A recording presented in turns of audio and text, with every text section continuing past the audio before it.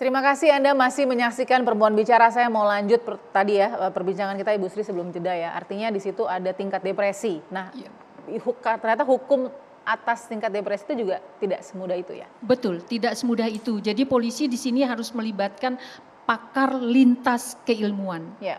Jadi bukanlah polisi yang memutuskan bahwa dia dalam kasus ini kan tetap diterima oleh polisi, tetap diproses. Ini masih dalam rangka penyelidikan. Betul. Artinya polisi super hati-hati melihat ini. Kalau nanti hasil pemantauan, hasil analisis dari para pakar menyatakan bahwa orang ini memang dilanda depresi yang demikian sehingga dia tidak mampu mengkontrol tindakannya, bisa saja terjadi meskipun dalam waktu, kalau bahasa Jawa sadet sanyet gitu ya, dalam hanya sekian jam, bukan dalam arti berbulan-bulan numpuk. Tapi kalau kita lihat ini kan efek domino. Pertengkaran dengan suami, 9 tahun tidak pernah bertengkar, sekalinya bertengkar ada ancaman pengusiran. Kita bisa melihat, nah itu akan dianalisis, akan dimonitor oleh para pakar. Jadi akan ada visum yang menyatakan itu. Nah inilah yang akan dibawa oleh penyidik dalam gelar perkara. Kalau memang kasusnya seperti ini, kalau ada hasil visum yang menyatakan bahwa dia tidak cukup cakap atas perbuatannya saat itu, maka polisi tidak akan melanjutkan kepada proses penyidikan. Karena subjek hukumnya itu tidak layak dimintai pertanggungjawaban atas perbuatan itu. Belajar dari kasus ini kalau soal pembunuhannya ya Bu ya, belajar dari kasus dari seorang ibu yang kemudian melukai 2 anaknya dengan menggunakan cutter itu ya Bu ya. Betul. Kalau gitu saya langsung klarifikasi sedikit ke Pak Doni. Pak Doni, apakah dari pemeriksaan saat ini tidak terburu-buru melihat dulu bagaimana kondisi kejiwaan dari pelaku atau seperti apa Pak Doni? Baik Mbak, jadi untuk saat ini kami juga sudah berkoordinasi dengan bagian psikologi baik dari Polda maupun dari rumah sakit yang biasa ditunjuk untuk melakukan pemeriksaan psikologi dengan di tahap awal ini melakukan observasi terhadap tersangka dulu Mbak. Saat ini berarti masih bisa berkomunikasi dengan wajar ya Pak ya, dengan baik? Masih.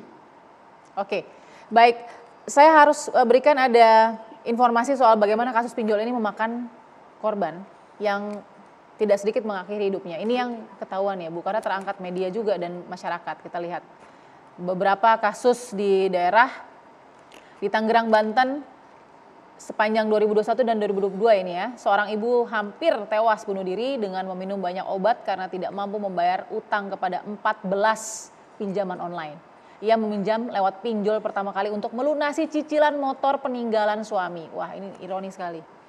Yang kedua di Depok, Jawa Barat, seorang ibu bunuh diri karena tagihan pinjol sebesar 12 juta rupiah, alasan karena persoalan ekonomi. Korban bekerja serabutan dan memiliki 2 anak. 3 di Wonogiri, Jawa Tengah, ibu tewas gantung diri karena memiliki utang pinjol 55,3 juta. Korban nekat melakukan pinjol karena ekonomi.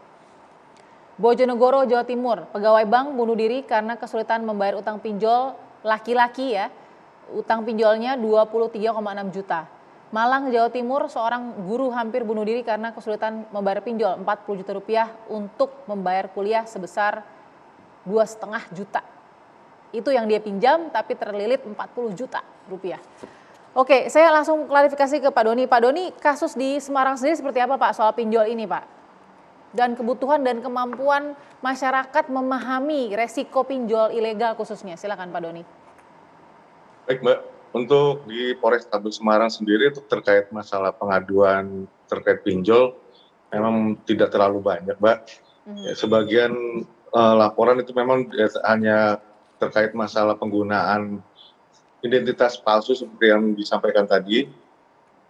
Yang lain-lainnya mungkin masyarakat lebih tidak berani mengadu ya Pak, lebih ke sana sih Mbak.